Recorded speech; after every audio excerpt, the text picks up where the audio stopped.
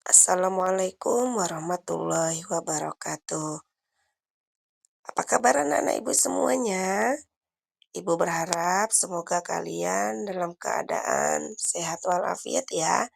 Nah, kali ini kita akan belajar tentang Quran Surah Al-Hujurat ayat 13 dan hadis tentang keragaman, yaitu materi pelajaran pendidikan agama Islam di kelas 4 bab pertama.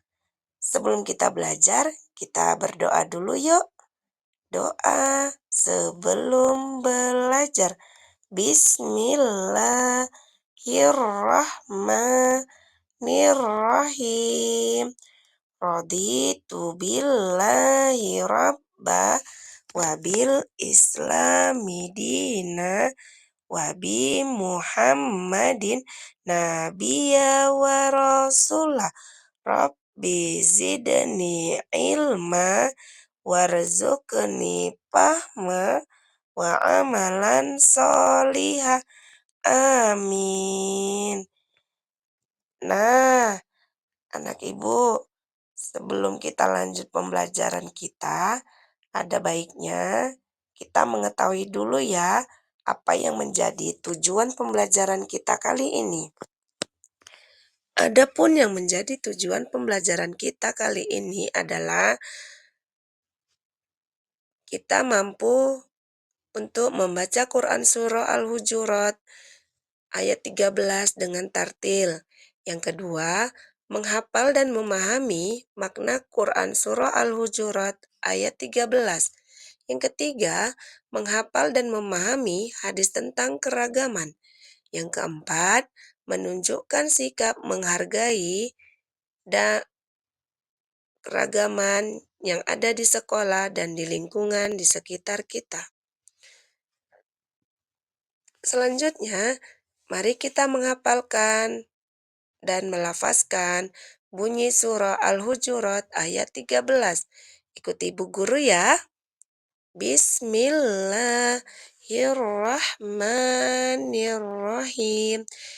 Ya ayyuhan nasu inna khalaqnakum min zakari wa untha wa ja'alnakum syu'uban wa qabaila lita'arafu. Inna akramakum indallahi atqakum. Innallaha alimun khabir.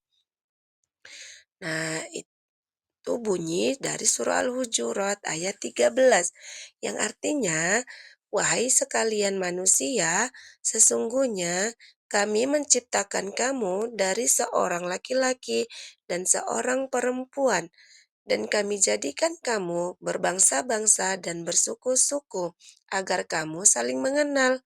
Sesungguhnya orang yang paling mulia di sisi Allah di antara kamu adalah orang-orang yang bertakwa. Sesungguhnya Allah Maha Mengetahui lagi Maha Teliti. Nah, dari surah Al-Hujurat ayat 13 tadi terkandung makna, yaitu manusia memiliki asal-usul yang sama, yaitu diciptakan dari Allah agar tidak ada rasa sombong dalam diri manusia. Yang kedua, keragaman diciptakan untuk saling mengenal, bukan kita saling sombong, saling membanggakan diri. Nah, kita harus saling mengenal sesama teman kita, bukan hanya untuk diri kita sendiri saja. Yang ketiga, takwa menjadi ukuran kemuliaan. Semua manusia di sisi Allah itu sama, baik mereka kaya, miskin, pandai, bodoh, cantik, jelek, ataupun punya banyak harta dan tidak punya sama sekali. Tapi ada satu yang membedakannya, yaitu takwa mereka di sisi Allah Subhanahu wa Ta'ala. Nah, selanjutnya Allah Maha mengetahui segala sesuatu. Tidak ada satupun hal yang luput dari pemandangan Allah. Walaupun kita berada di dalam tempat terkecil apapun, tersembunyi apapun, Allah Maha mengetahui apa yang kita perbuat. Jadi, kita harus berbuat dengan perbuatan yang baik serta meningkatkan ketakwaan kita kepada Allah. Nah, selanjutnya Ibu akan membacakan arti hadis dari tentang keragaman, yang artinya, "Wahai sekalian manusia, Rabb kalian satu, dan ayah kalian satu." Maksudnya Nabi Adam. Ingatlah, tidak ada kelebihan bagi orang Arab atas orang Ajam atau non-Arab, dan bagi orang Ajam atas orang Arab tidak ada kelebihan bagi orang berkulit merah atas orang berkulit hitam. Bagi orang berkulit hitam, atas kelebihan berkulit merah kecuali dengan ketakwaan. Apa yang sudah aku sampaikan? Mereka menjawab, "Ya, benar Rasulullah telah menyampaikan." Hadis ini diriwayatkan oleh Ahmad dari Abu Nadra. Nah, apa yang dapat kita ambil dari makna hadis tersebut? Yaitu semua manusia berasal dari Tuhan dan nenek moyang yang sama, yaitu Nabi Adam sebagai ayah manusia dan Siti Hawa sebagai ibu manusia. Yang kedua, tidak ada keistimewaan karena suku, bangsa, atau warna kulit. Gak ada itu yang membedakan antara kulit berwarna hitam, merah, putih, dan sebagainya. Semua sama di sisi Allah.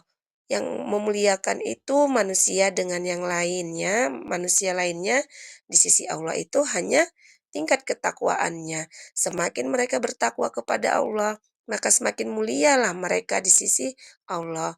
Yang keempat, Rasulullah menegaskan pentingnya persamaan dan keadilan.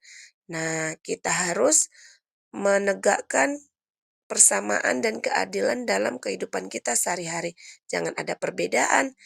Apalagi buat ibu bapak guru ya, di dalam kelas itu tidak ada perbedaan antara anak yang pintar, anak yang bodoh, anak yang malas, anak yang rajin. Mereka itu semuanya sama. Bagaimana kita untuk menyikapi mereka untuk berbuat yang agar yang terbaik. Nah, di sini ada contoh perilaku baik.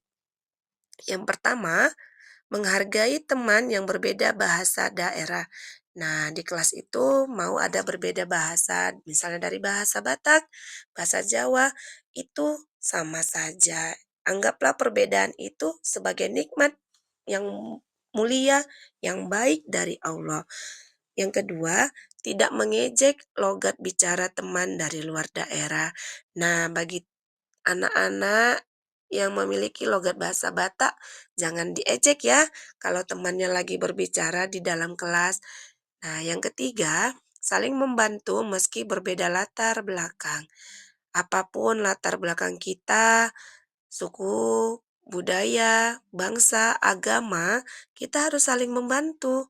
Tidak boleh saling menjelekkan dan mencari kekurangan.